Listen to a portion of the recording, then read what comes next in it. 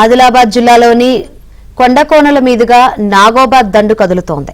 పవిత్ర గంగాజలంతో అడవులు, కొండల మీదుగా మిశ్రం వంశీయుల పాదయాత్ర కొనసాగుతుంది. గజగజ వణికించే చలిలో పాదరక్షలు లేకుండా తెల్లని వస్త్రాలు ధరించి అడవులు గుండా సాగే ఈ యాత్రలో ఎన్నో ఆరోగ్య రహస్యాలు, అచంచలమైన భక్తి దాగి ఉన్నాయి.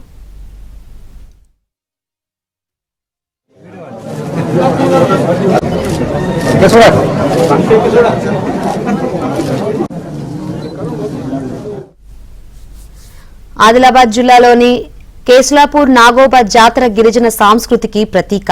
మిశ్రం వంశీయులు పవిత్ర గంగాజలం కోసం 300 కిలోమీటర్ల సుదీర్ఘ పాదయాత్ర చేపడతారు. ఇప్పటికే మంచిర్యాల జిల్లా హస్తినమడుగు వద్ద గోదావరి జలాలను సేకరించి తిరుగు ప్రయాణమయ్యారు. అయితే వచ్చిన దారిలో కాకుండా తిరిగి కొత్త దారి గుండా ప్రయాణించి ఈ నెల 14న ఇంద్రవెల్లి చేరుకుంటారు. 18న పవిత్ర జలంతో నాగోబా ఆలయంలోకి ప్రవేశించి మహాపూజ నిర్వహిస్తారు.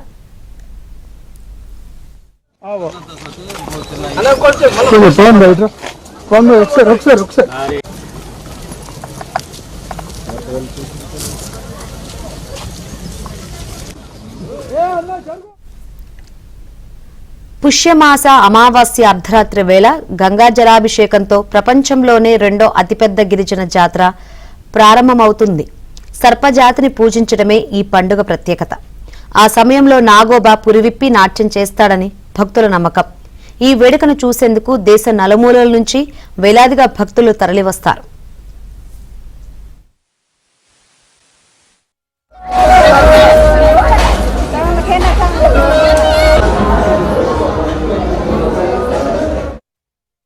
సమ్మక్క